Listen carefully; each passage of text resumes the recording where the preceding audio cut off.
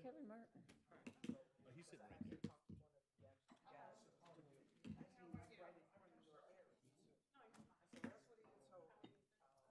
Oh, he's back there with me. Yeah, I just waved him up. Kind of blending in. Huh? I do.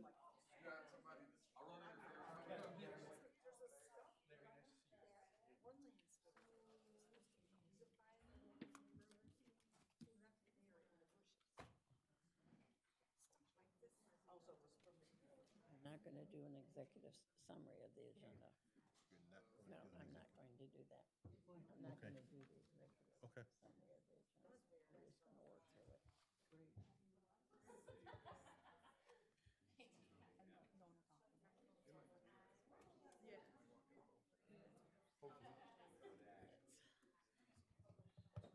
What's up?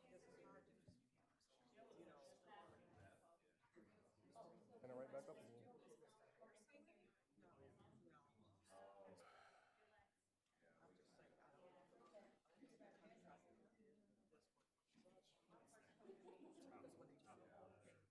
You know, I got a this thing and it's going.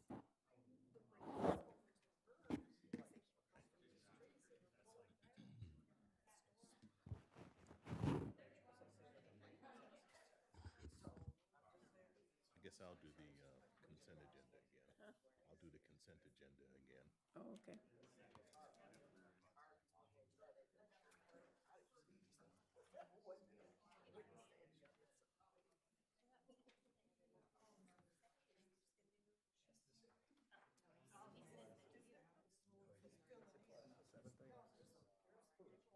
items.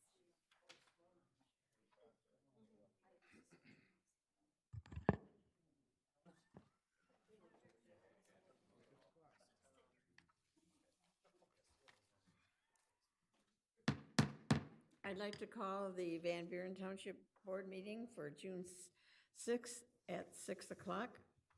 Can we have a roll call, please? You're right, I was going to do it afterwards, but Trustee Frazier. Here. Trustee Martin. Here. Trustee Boyan. Here. Treasurer Bud. here. Trustee Kelly, Clerk Wright, and Supervisor McNamara are excused, but you still have a quorum. Thank you. We rise for the Pledge of Allegiance, please. Pledge allegiance to the flag of the United States of America and to the republic for which it stands, one nation, under God, indivisible, with liberty and justice for all. Thank you. I think most of us don't remember because some of us weren't born at the time, but some of us were. But June 6th is D-Day, which meant a lot to the whole world because of the Great War that was ended. So I would like to take a moment to remember that day for what it means to us as Americans in honoring our veterans that were lost, the ones that were able to come home, the people that are in the services now that are there to protect us, the ones we've lost in the other wars that have happened since then. So if we could have a moment of silence and remember what this means. Thank you.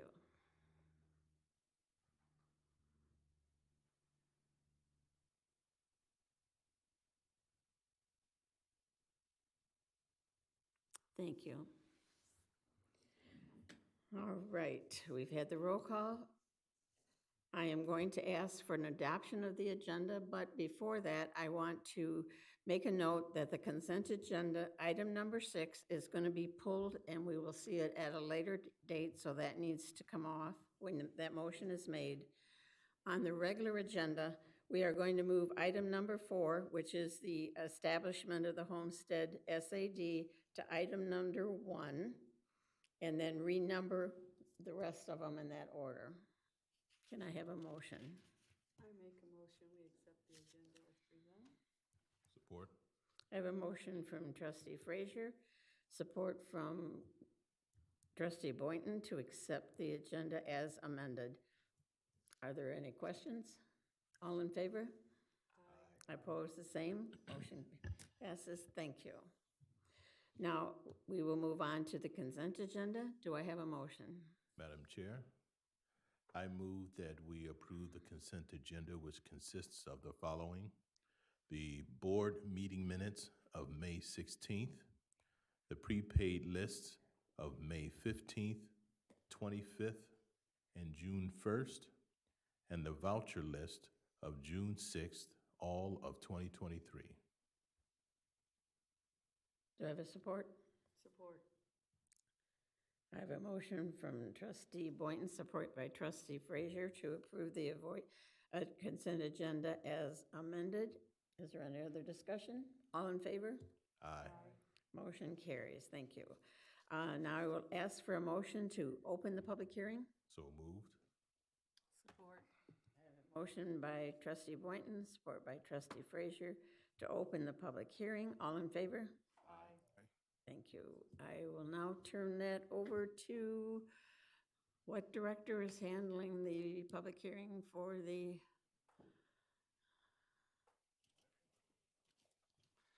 Good evening, Board, and thank you for having me tonight.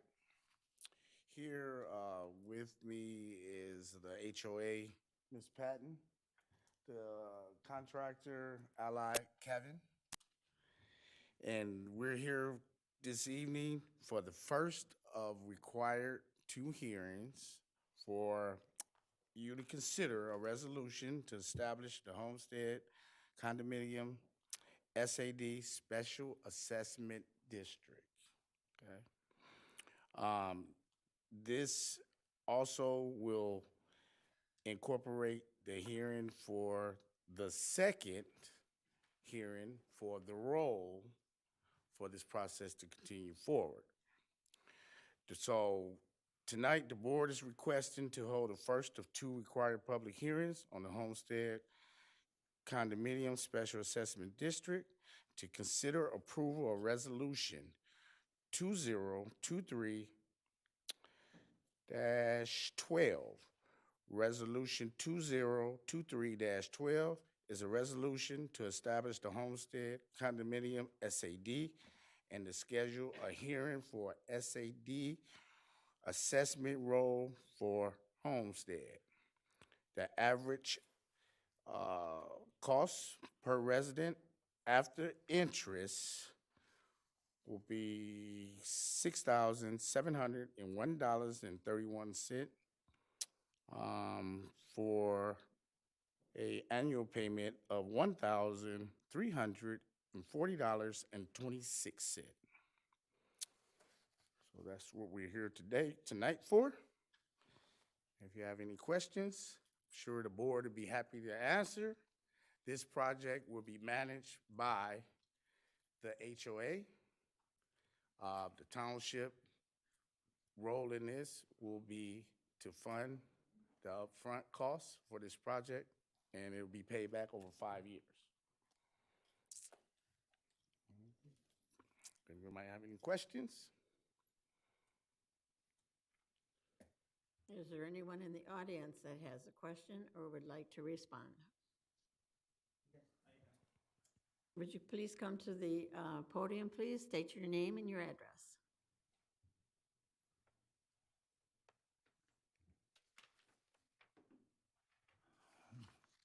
Respected judges, good evening. My name is Abdish Kumar, 6321 Florence Lane, Van Buren Township, Michigan 48111.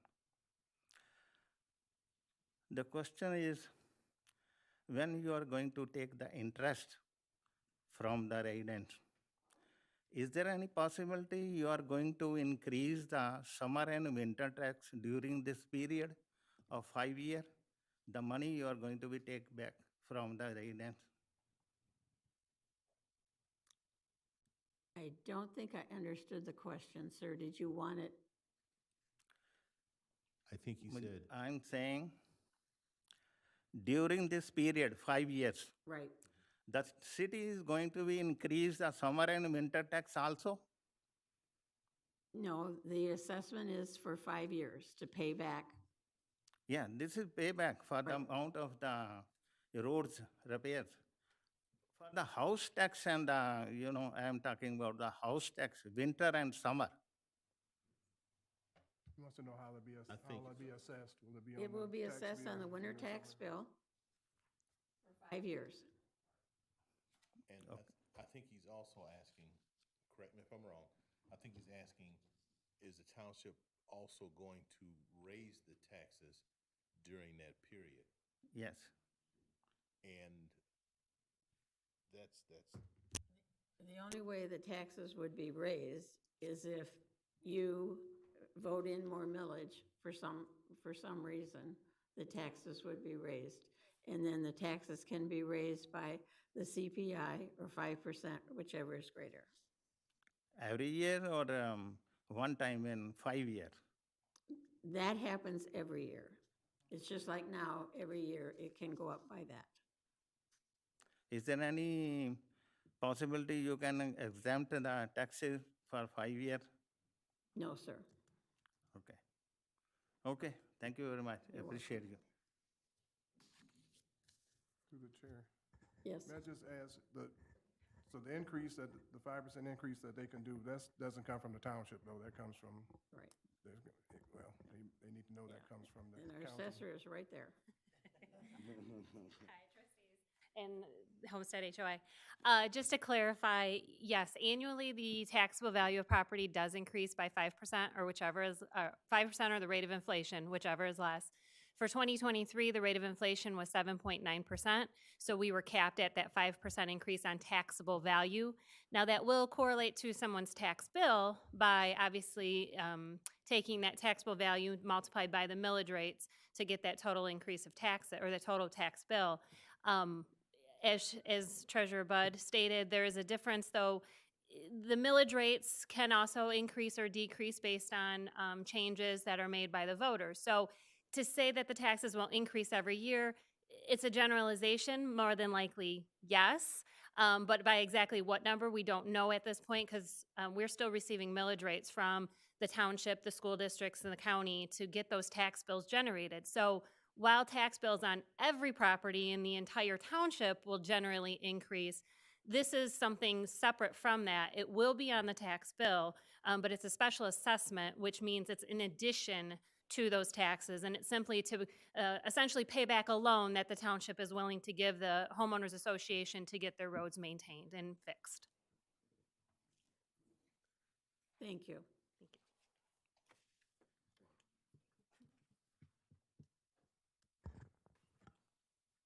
Yeah, I'm Steve Cloutier. I'm at 6800 Sadie Lane, of course, in the homestead thing.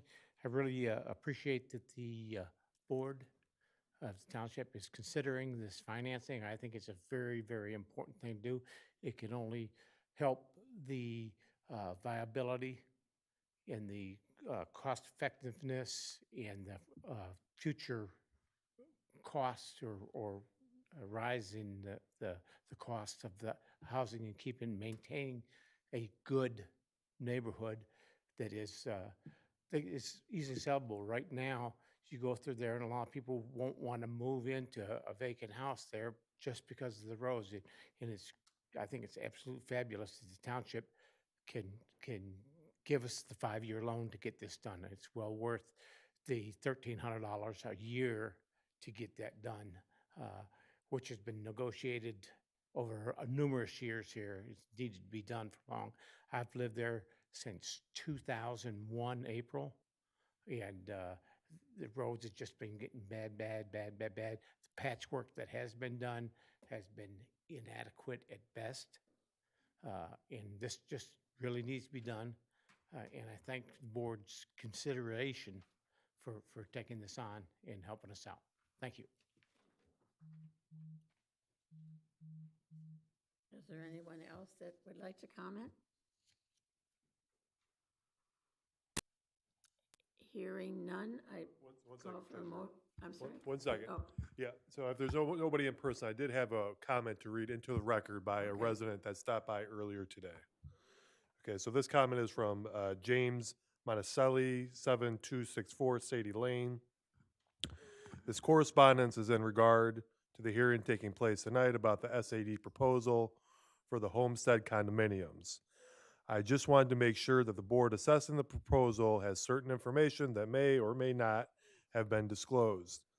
I believe this information is pertinent. In the past, the Homestead Association tried to get the required percentage of votes and could not attain them. That time, they made it a requirement to count your vote that the homeowner was in good standing with the association in lieu of their annual maintenance fees being paid up, approximately $375 a year. This last vote gathering, they dropped the above-mentioned requirement, so they got the percentage required. I do not know what the percentage of people that voted yes are negligent on payments. I just thought the board should be aware of what's happening on this end. For these kinds of projects to work, you need full disclosure and honesty. And I do not want the residents here to have an impossible burden placed on them. I am not complaining or stating anyone did anything wrong. Just wanted to supply some information I think is important before a loan is approved, because that is what this is all about. Thank you, and it's signed Mr. James Monticelli.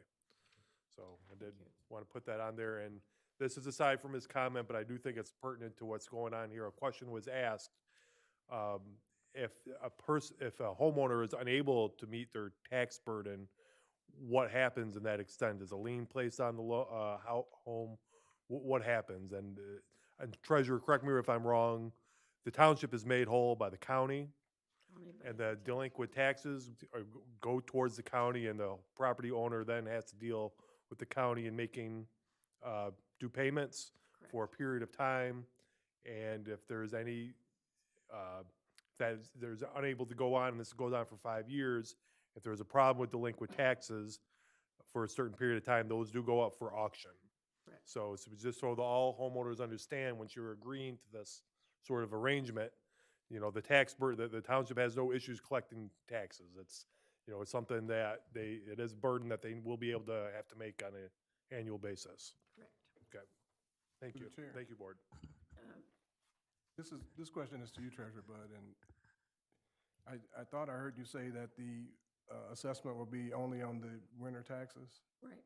Is there a reason for that, or can it be split into both winter and summer taxes, or is there a reason why? The summer's been basically schools, taxes, so the township does theirs in the wintertime. Ours has always been that way. We haven't, that wasn't asked for when the proposal came, so that's not what we've looked at. Thank you. And you might talk about how the membership, how the list was done to get and let people know how many voters had to approve it, if they'd like to do that. Just kind of the percentages, so it's very clear that you did have the necessary signatures to come forward for the SAD.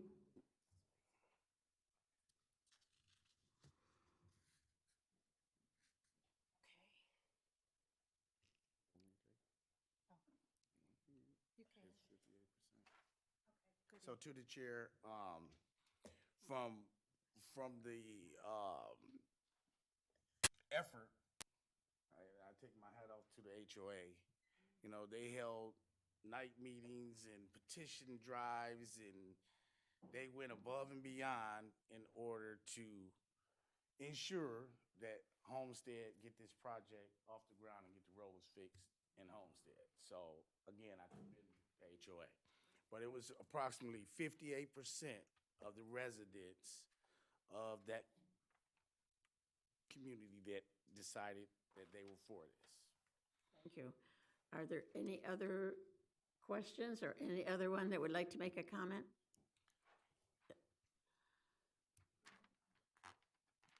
Angela Bostic, 6733 Sadie Lane. Some of the neighbors have been asking me this one question, is if they can pay their assessment up front to keep their taxes from going up, to keep their mortgages from going up. Is that a possibility for them to pay for this assessment up front? Okay, that's it, thank you.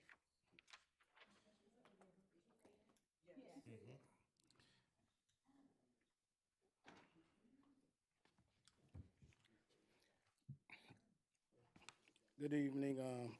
My name is Jovan Warfield, 6308 Sadie Lane. I had a few questions. For the first question is, what is the interest rate associated? 1.5%. 1.5%. Mhm. So if you pay it up front, that interest rate wouldn't. Right, yeah. Okay. Also, just to kind of go off of some of the previous comments, from reading the letter I received, it looked like the amount that is required of us is higher than we initially were told.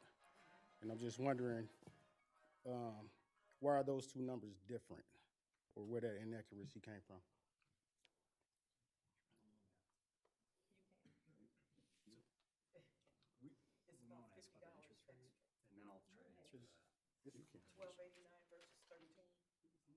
Yeah, so. The number that Director Luckett read tonight was based on, I believe, the 2% interest rate, and it was based on, one of the early numbers had a 2% one-time interest applied to the project, and we recalculated actually today with our treasurer's office to establish that that was actually an annual rate each year. So there's a formula that goes into that. So having an annual 2% rate each year for 5 years bumped that number up slightly. So that's what the higher number was from having 2% each year instead of just a one-time 2% applied to it. But to answer the other question, that was the estimates we've created were based on 2% Okay. initially. So it would not exceed that. And to the chair, I want all the residents to understand, this is an estimate. Once the project get off the ground, it could very well go lower or it can go higher. Depends on what the contractor finds when he gets into this project. So please understand that. Is there a cap on how much higher it can go? I mean, I think everybody is okay with it going lower, but. We have a contingency. We gotta. What's the contingency is how much? 20%.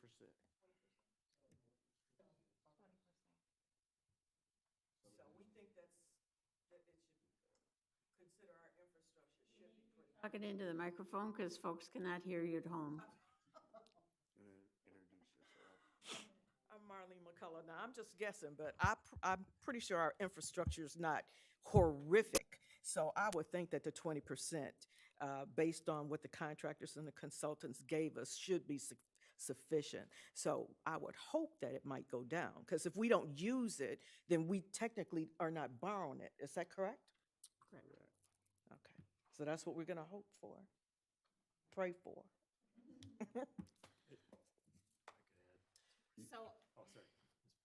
my name is Ava Patton, 6459 Sadie Lane. I want to address Mr. Warfield's last question, which was, is there a cap on that? So we have a quote, which we do not plan to exceed. We also have a contingency for any overruns. So that's the plan. None of us want to go over, what we've already estimated because we understand the impact. So we will do everything we can to make sure that that doesn't happen. And that's the best answer I can give right now, because until we actually start construction, we don't, know. We don't know if we'll, we don't know how much of that contingency we'll use. We know what the basic, the amount that was quoted, we know that that'll cover most of everything, but in some of those areas, those bad spots where we need to use our contingency, we don't know how bad that will be until we start to do the construction. Okay? Thank you. Could I add a couple of comments Go ahead. based on the conversation? Just a couple of clarifying comments. If I recall, the original construction cost estimate from the contractor was between 1.2 and 1.3 million. The final number between 1.6 and 1.7 million has that 20% contingency and a lot of incidental cost in there. So that's a pretty significant cushion. Even beyond that, if there were to be overages beyond that cost with a significant contingency, state law requires that if there's an increase of more than 10% beyond that number that we're giving tonight, there would have to be another public hearing process to address that. So the neighbors would be notified if it went 10% above that cost estimate, but the cost estimate that's been presented tonight is already very high relative to the initial construction cost that was given. I'll also use this opportunity to just mention that there will be another hearing in the resolution on tonight's agenda that the board is being asked to consider that addresses specifically the role, the tax roll, and the individual obligations under that role. So that hearing is set for June 20th, if the board approves that date tonight, just for everybody to be aware. So that's 2 weeks from tonight. Thank you. Welcome, thank you. Are there any other questions or concerns? Hearing none, can I have a motion to close the public hearing? I make a motion, we close the public hearing. Support? Do I have support? Support. Motion by trustee Frazier, support by trustee Martin to close the public hearing. All in favor? Aye. Aye. Motion passes. Thank you. Thank you, board. Now we're going to come to correspondence. I do believe that our DDA director had some correspondence that she wanted.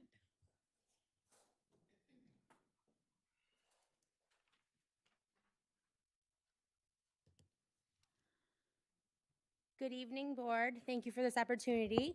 I just wanted to remind everyone of the first midweek music concert that will take place tomorrow in Harris Park from 7 to 9. We do have midweek music scheduled for all 4 Wednesdays in the month of June, and that will take place at Harris Park from 7 to 9. Each week we'll have a theme and giveaways, a couple of food trucks, and if you get there ahead of time to give you something to do while we wait for the concert to start, we will be doing bingo. So, but just coordinating with some of the local businesses for some of those fun giveaways for the bingo prizes and for those theme nights. But again, that's every Wednesday in June from 7 to 9 at Harris Park. Thank you. Thank you. Are there any other announcements? Okay, is there any, oops. Director Luckett. Thank you, board.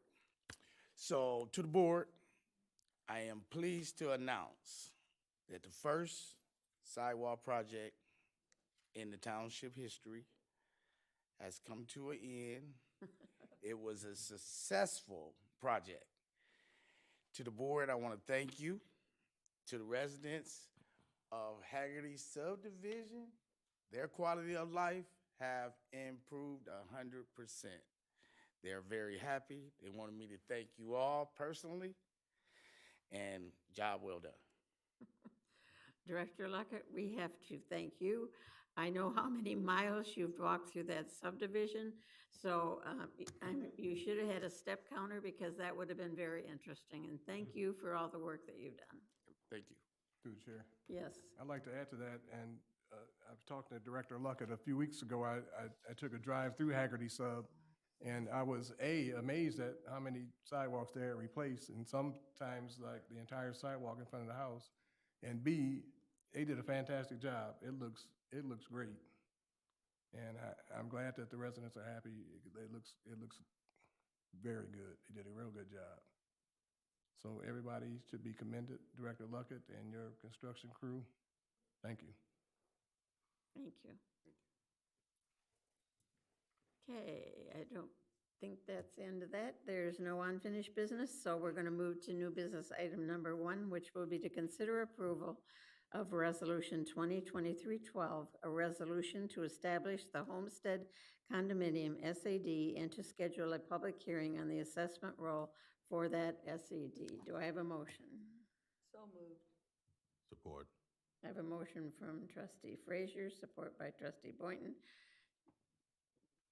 to approve that resolution. Is there any discussion on the motion? I'll turn it over to Director Power. Okay, thank you, board. The resolution you just read was a 2-part resolution. The first part addresses the establishment of the district that's being considered for road repairs in a homestead condominiums. It includes repairs basically across the entire street network on 6 different streets. So that The public hearing tonight was to take comment on the establishment of that district, and now the board gets to vote on solidifying that and creating a district. The other aspect of the resolution is to go ahead and proceed with a public hearing at which individual residents are given the opportunity to support or raise any concerns or objections to their individual contribution or assignment under the tax roll for the project. So it's a public hearing for the tax roll for the project, which solidifies that cost that we read earlier tonight. So that hearing would be scheduled June 20th if you approve this resolution. And Thank you. we're here to answer any questions. Good. Thank you. Is there any comments or questions from the board? Hearing none. All in favor? Aye. Motion passes. Thank you very much. Thank you.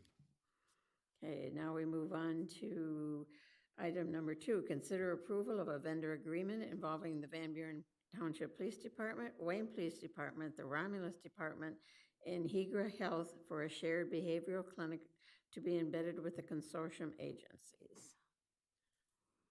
Good evening, Board, and thank you for your time this evening. We are asking you to authorize us to enter into this vendor agreement. It's with 3 communities to form consortium with Hygera Health for an embedded clinician who's going to be available to follow up on individuals in crisis and provide for ongoing stabilizing treatment for those individuals. This clinician will be an employee of Hygera Health, who is the largest mental health care provider in Wayne County, and be contracted out to the 3 consortium agencies. Hygera Health will assume all liability for their employee as well.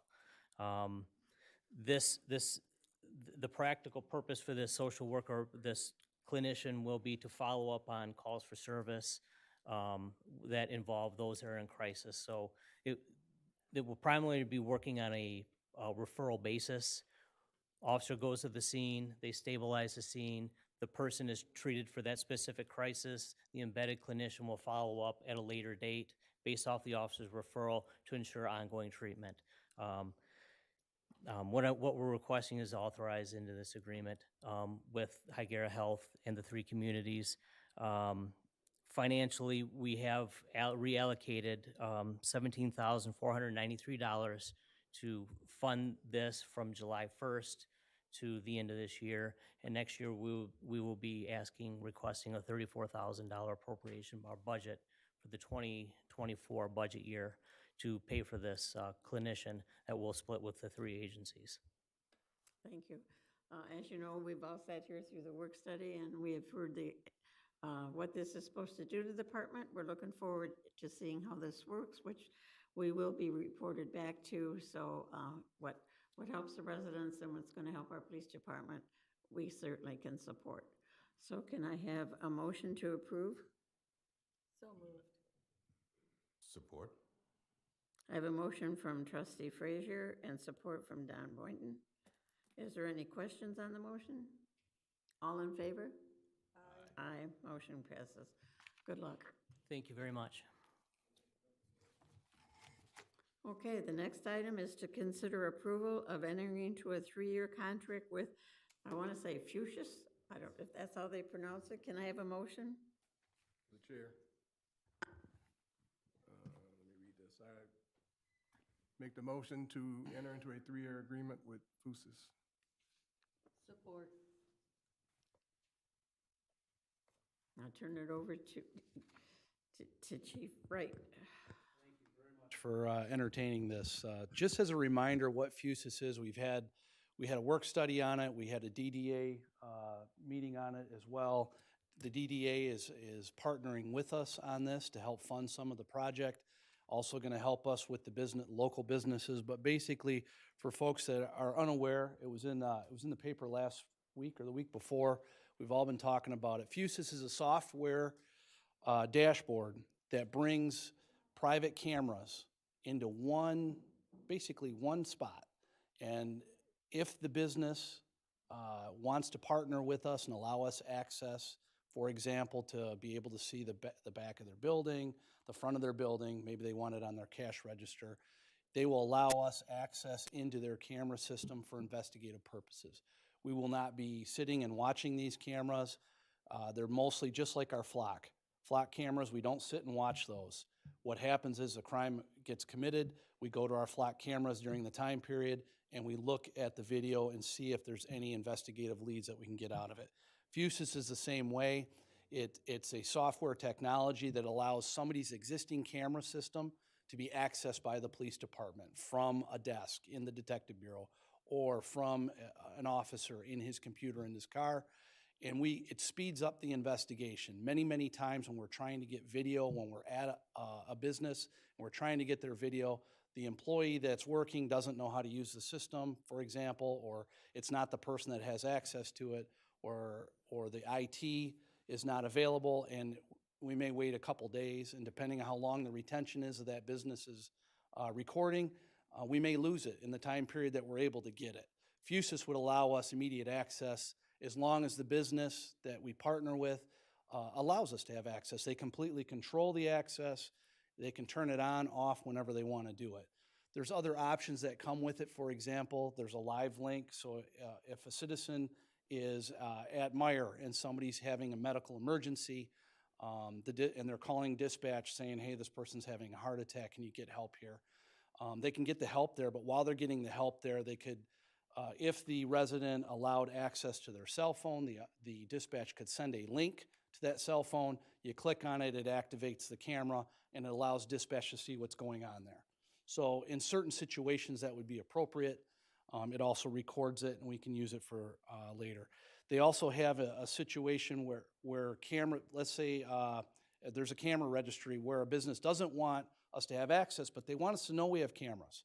So they create a registry for the police department so that we can go to and see who has cameras in the area when we're doing our investigations, and we can send emails to that location and say, hey, did anything happen during this time? If it did, please contact Detective so-and-so. We're looking into this happening.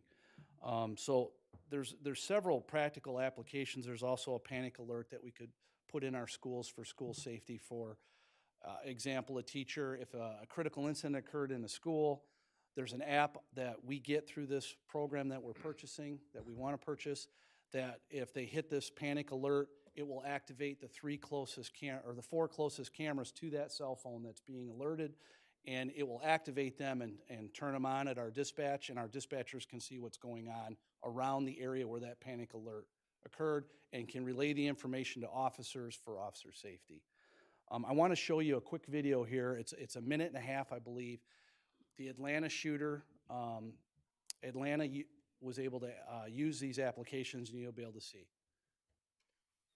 At 12:08 this afternoon, we were called just down the street to 1110 West P Street. This is a medical facility, the Northside Hospital.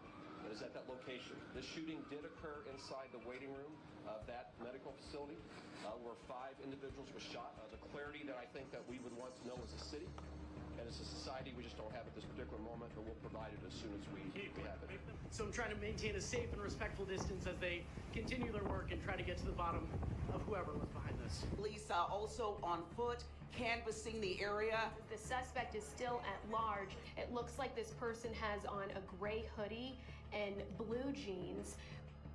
That as we get information that's called in by citizens, we're able to use the camera network to quickly go to that location even before officers arrive. So it's helpful, and we ask citizens to continue to do that. You're seeing right now, is that the suspect? Yes. All right, and you see him in that attire, as we mentioned, that was shown from images that were given to police. You see. If you rewind the hand of time 4 years, we probably would not be where we are today, right now. Technology played a huge role, but technology doesn't do any good without people who are determined to capture an individual that would do something like this. And today we saw where those two things came together in an amazing way. We have a fairly new real-time crime center by a local company named Fusus. Flock is a fairly new company. It's a local company as well. We have partnered with both of those companies, and they have brought us some amazing tools, as has the other jurisdictions in the Atlanta area. Those tools are what really got us the clues that we needed to make this successful, and the people that were getting those clues from that technology made this happen. I wanted to show you this because this came out after we were researching it, this incident occurred. And as you know, we have flock. You guys have supported the flock cameras. Atlanta, Georgia has the flock cameras as well. They have fuses. And they use the technology to help them in a critical incident. So here's something nationally that occurred. We will have the same stuff that these major cities have. And if you have any, I mean, we've talked about it a ton, but if you have any more questions, I'll be more than happy to explain them. Okay, you have a motion from trustee Martin, support by trustee Frazier. Is there any other discussion? One question. Yes, sir. Chief, in the example that you gave as far as when you use the cell phone, you know, dispatch can send a link to the cell phone and the person can click on that link and now a camera on that cell phone is active. How long does that link last? Does it go away when the person shuts down their camera or when they shut down their phone? You know, or is the link on there permanently? No, it's just like, it's no different than searching on the internet. If you click the X out or you turn it off, it's off. Okay. It's disconnected. Okay. It's a temporary link. That's what I wanted to cover. If they hang the phone up, it's gone. We can't get back into it. That's what I wanted to cover. Okay. Is there any other questions? Hearing none, all in favor? Aye. Aye. Motion carries. Thank you. Thank you. Item number 4, to consider approval of Resolution 2023-11 to establish fees for residential collection of solid waste. Do I have a motion? So moved. Support. I have a motion. We'll turn it over to Director Akers. Much, Board. So before you, the attached resolution will establish household solid waste fees for the 2023 fiscal year. As we have discussed in prior meetings, the fees will be split between, or proposed to be split between the 2023 summer property taxes and the 2023 winter property taxes. In the resolution, there are 3 separate fees. The first is the cart service household fee. This fee covers any residential property in the township which receives weekly curbside cart collection service and accounts for the majority of the residential households that are going to be included in our program, which is approximately 773. The other fees that are listed are for condominium communities which had previously received dumpster collection service under the township's host community agreement, and they have elected to continue their dumpster service with the township and agreed to place the costs on the individual property tax bills of the condos within them. These communities have slightly lower annual costs per household than the cart fees, but I also want to remind the board that they do not receive the same level of service as those households who get cart collection. For the cart service rate, the fee is $165.84 per year, which breaks down to approximately $13.82 per month, which is under the $14 per month that we had publicly stated and discussed. Residents will see a fee of $82.92 on their summer and winter property tax bills. This calculated fee includes a $1.05 per month administrative charge, which is intended to cover township staffing costs for the administration of the contract and provide an allowance for non-collected revenues at 0.5%. This concludes my summary, and I am happy to answer any questions the board may have. Any questions? Through the chair. So that yearly fee is good for just 1 year, and what happens in the subsequent years? So the fee will be on the summer 2023 and the winter 2023 property taxes. The costs for service do go up each year. So the contract will be a 5-year contract. The cost for service goes up approximately 5% each year. So those fees are going to be recalculated, and that resolution will have to come back to the board annually. Is there any other questions, any comments? I have a motion from trustee Frazier, support by trustee Boynton. All in favor? Aye. Aye. Motion carries. Thank you. Thank you. Our next item is to consider approval of the purchase of a new bingo display system. Through the chair. Yes. the motion that we approve the purchase of a new bingo display system from United Novelty for $4,389.95, with expenses to be split between senior endowment and senior programming budget. There's support. Support. Good evening, Board. The current bingo system we purchased over 20 years ago, with the cost split between the endowment committee and the township. It has served the senior department well in that time, with our Friday afternoon penny bingo being one of the most popular programs that we offer. Unfortunately, the current system, which consists of a ball machine that breaks quite often and also requires a second staff member to write the called numbers on a large whiteboard, needs to be replaced. The new proposed system includes a ball machine and a large lighted number display board. In accordance with the Senior Endowment Committee bylaws, all purchases by the committee must be approved by the Township Board of Trustees. The cost of the new system is $4,389.95, with $2,194.98 contributed by the Senior Endowment and $2,194.97 coming from senior programming. It is the recommendation of the Community Services Department and the Senior Endowment Committee, as shown in the attached meeting minutes, to purchase this system. Any questions? Are there any questions? Seems pretty cut and dry to me. Okay, I got a motion from trustee Martin, support by trustee Frazier. All in favor? Aye. Motion passes. You got your bingo machine. Bingo.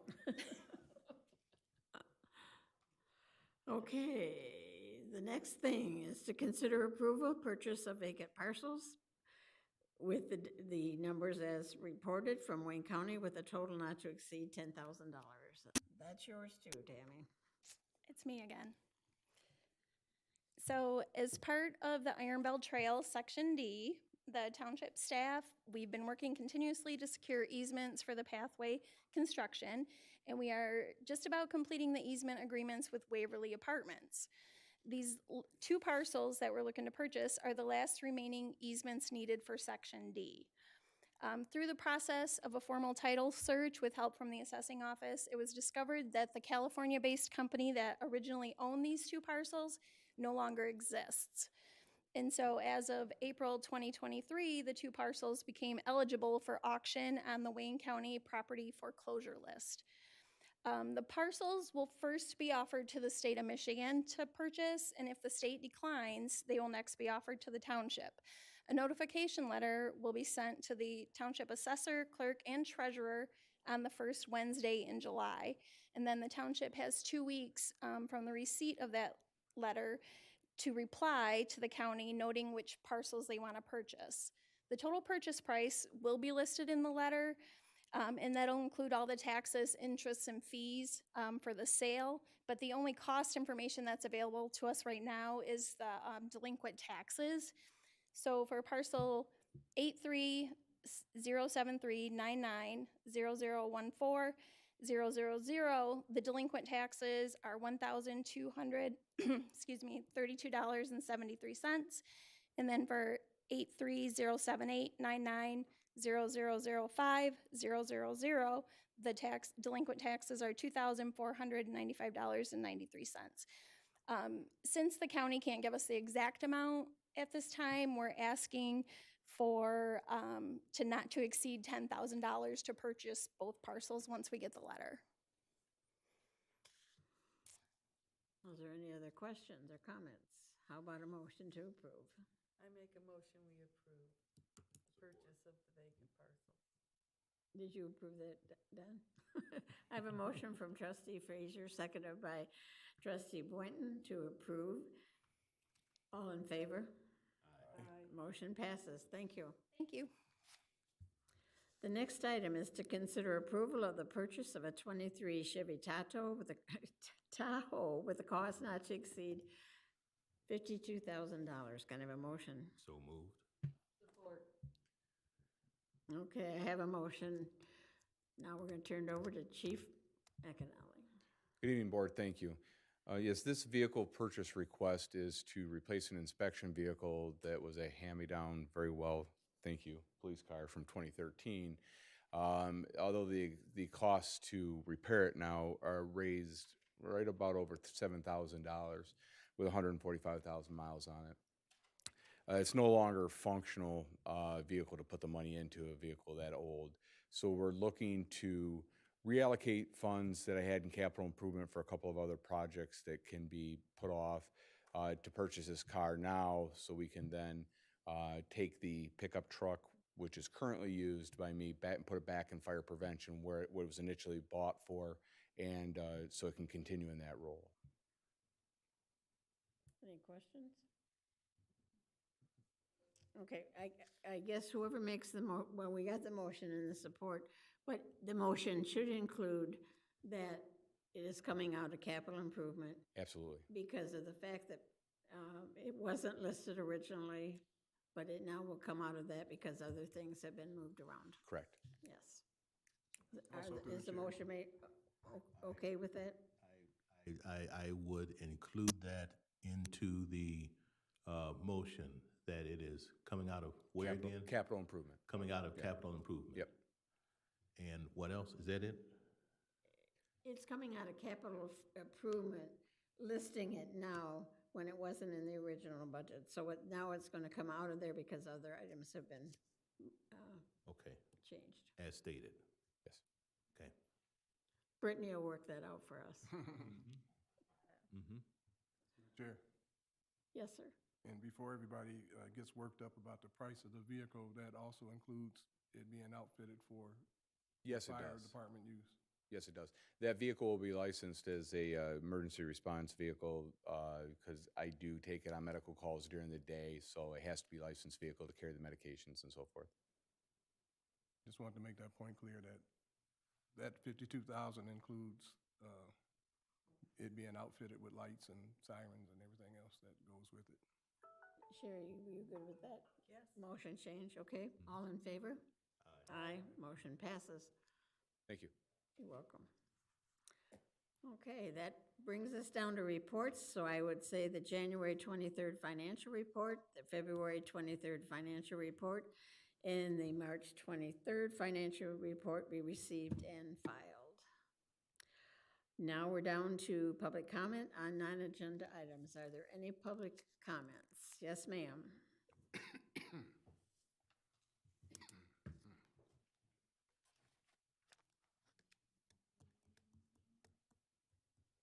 Good evening. My name is Lori Price. I live at 9405 Macy Road in Willis. However, I do own a home in Haggerty Sub at 42053 Arthur Street. I have owned that house for roughly 15 years. I faithfully pay my summer and winter taxes. I have renter's insurance. I pay all of this without fail. Taxes come to roughly $4,000 a year. Renter's insurance is around $900. The first time I renovated the house before a tenant moved in, I had to clean the house completely, organize the garage. I had to remove all the former owner's furniture, personal items, clothing, everything, pay back taxes, etc. I had no problem getting a landfill pass from the clerk, Jennifer Price, to dispose of items from the house, garage, and yard debris. I provided her with my tax statements and proof of payment. She gladly provided me with a landfill pass that was good for 24 visits. I did not have a driver's license with the same address as the house I was renovating, as I live in Willis. Then again, in 2019, when the tenant moved out, I obtained another dump pass from Jennifer Price, good for 24 visits under the same circumstances. I still have that pass. I have never lived at 42053 Arthur Street, and my driver's license was never an issue until this year. Additionally, 2 large maple trees were removed at a cost of $1,600. The drain was replaced at a cost of $2,800. The furnace was replaced and air conditioning was added to the house. A new refrigerator was purchased. I ran up $28,000 to $30,000 worth of repairs, cleanup, renovations, etc. on my credit cards, which took me 7 years to pay off. While this tenant was in occupancy, a new roof was put on the house, a new hot water tank was installed, a new stove was purchased and installed in the house. As soon as the tenant finally notified me of a caved-in roof on the garage, I had the roof repaired at a cost of $2,500. Whenever a tenant moves out, I clean, scrub, organize, paint, replace all items that need to be replaced. When my first tenant moved out, she left about $15,000 worth of damage. Carpet, parquet flooring, linoleum, and luan all needed to be ripped out and replaced. New flooring was installed throughout the entire house except for the utility room. Walls needed to be washed, repaired, and painted. Light fixtures needed to be replaced. The garbage disposal needed to be replaced. The bathroom sink, vanity, medicine cabinet, and linoleum all needed to be replaced. Additionally, the tenant left some large pieces of furniture at the curb, and I am assuming Waste Management took care of those items during the regular pickup. A movable island was added to the kitchen area. The overhead garage door needed to be replaced. All the stored items in the garage had to be discarded, and a major cleanup was done due to the fact that the tenant failed to notify me of the caved-in garage in a timely manner. Now to get to my point. The township happily accepts the payments I make every year in taxes, which I pay faithfully. I also pay for the taxes on my own property, as well as homeowners insurance. I live on 10 acres in Willis. I have my own garbage pickup that I pay for. I am allowed to burn all my yard debris, and it is burned on my property or disposed of in my compost. I say this all for a very important reason. I was taken quite aback when I came to the township a couple weeks ago to get a landfill pass and was told I had to have a driver's license with the 42053 address on it. I asked what had changed, and I was told it had always been that way. Why then have I always been able to get a landfill pass to dispose of garbage and incidentals, yard debris, whatever else I need to dispose of at that rental? I feel like I'm being penalized for a tenant moving in, a tenant moving out, and me having to clean up the mess. I was taken aback. Okay. Again, I've never been a resident. I was told when the new resident moves in that that tenant can get a pass with their license and take this stuff to the landfill. What? That is insane. It is not the responsibility of a tenant to get rid of items that do not belong to them or waste that was not created by them and expect them to take it to the landfill. Again, that is insane. Without knowing a thing about what I charge for rent or the expenses I incur with this property, I was told by the clerk that I made a profit renting the house, to which I said I do not. And how dare she say that to anyone, even if I did make a profit. For the record, however, I do not make a profit. I am at a loss every single year. I never make any money on that property, and yet I continue to pay my taxes. I then stopped by the supervisor's office and told the secretary there that I would gladly pay to dispose of items, yard debris, etc., from the 42053 address, but I was told I could not do that. Again, what? I do not need Waste Management to dispose of my own personal property, yard debris, or waste from my Willis home. I have successfully been taking care of that property for 45 years, 30 years before I owned the Arthur home. I am quite offended by the clerk's choice of words that imply under the veil of decency that I would abuse the use of a landfill pass for my own personal use. The township really needs to take a good long look at the policy they have in place for homeowners who happen to rent out a home in Van Buren Township when it comes to renovating the home they rent out. You may not like that I do not live in the district as a resident, whatever the reason may be. Clearly, it is not because I do not pay taxes or keep up with repairs, so I can only guess it is for some other reason. Without any history of why I have a house in Van Buren Township, what the circumstances are for my living in Willis, you assume you know what homeowners who rent their homes out are all about. You judge people and their intentions without a thought about what a hardship you put on homeowners without conscience. So I ended up taking the yard debris home to Willis with the help of a neighbor, so Van Buren could be neat and tidy. That is a sad commentary for Van Buren Township, and I grew up right around the corner here in Quirk Sub. If I need to get rid of any large items in the house, I guess I will have to take those items home as well, since nothing but trash is allowed at the curbside. I would not be a fair and just landlord if I left it for all the next tenants to take care of. They should not be forced to inherit someone else's junk. The audacity of suggesting that that is what I should do is unsettling, as being disrespectful in my eyes to any future tenant. And that was what was told to me, to leave it for the tenant coming in. So, am I allowed to put out the hopper since I am not a resident? My license doesn't have the Arthur Street address on it. Do I have to wait for a new tenant before trash will be picked up? This idea is so convoluted and disturbing. I am sure it is not that way for just me, but for anyone else who is in the same situation I am in. You tie the hands of citizens, homeowners who are trying to make sure their homes and property are taken care of properly so they do not end up with warnings or citations, which I got for the lawn. And I was in the hospital when I got that for 5 days. And as soon as I got out, I went and cleaned up the yard. I'm going to have more yard waste, but according to your policy, I can't even put out bags of yard waste if I am not a resident, with my license showing I reside there. I will have to haul bags of yard debris that was generated in Van Buren Township to my home in Willis to dispose of it because I cannot get a landfill pass in Van Buren. And now trash pickup is going to be added to the property taxes. I'm not complaining. I've always paid my taxes. I've never been delinquent on either home. And a property that I own up in the UP, I have never failed to pay my taxes anywhere or my homeowner's insurance. I'm not complaining. I'm just trying to make a point. Be careful what you do and wish for. The next person who owns a property at this address may not be as conscientious as I am about paying taxes and making sure they support the township when taxes are raised or assessments are put on the property, when repairs are done, like sidewalk replacement and garbage removal and disposal, which I'm not disputing. I totally agree with those.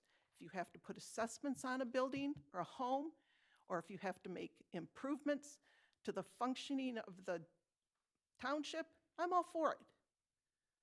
But make sure you take care of people also who don't have a residency in your township. I had planned on doing some landscaping and sodding to the property as well. I am now second guessing that decision. What would I do with all the yard waste that would create? I certainly would not be transporting that debris to Willis to dispose of it.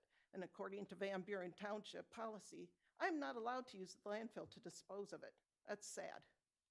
I could go on and on, however, I know how boards work.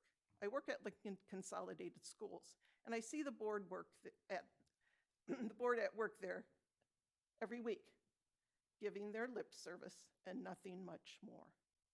I get that the township wants more money, but tying the hands of homeowners thinking they will sell or move into the homes they own in Van Buren Township is a great disservice not only to the homeowners who rent out their property, but to the residents as well.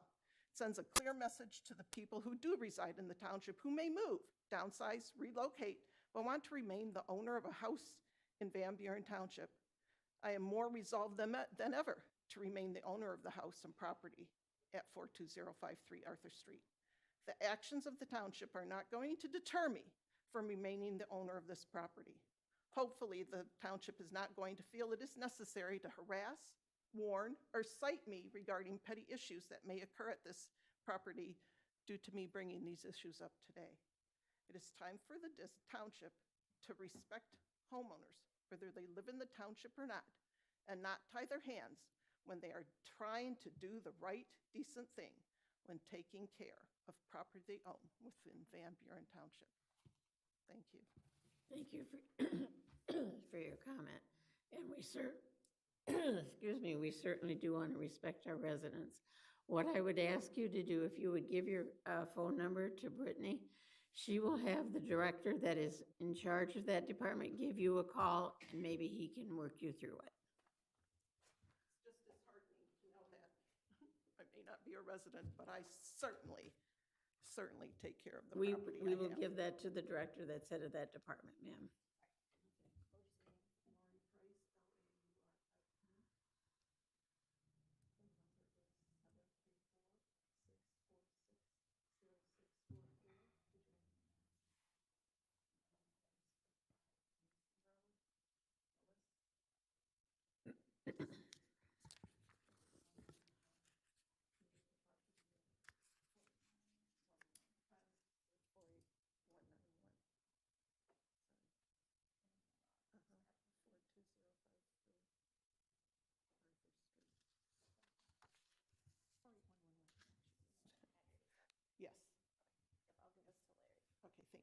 Thank you. Thank you. We appreciate you coming forth. Dan, is there anything, anybody online? No public comment from our virtual link, Madam Chair. Thank you. Is there any board that has a comment to make at this time? No? Hearing none. We need a motion to adjourn. I make a motion, we adjourn. Support. I have a motion and a second to adjourn, which is not debatable. All in favor? Aye. We stand adjourned at 7:03.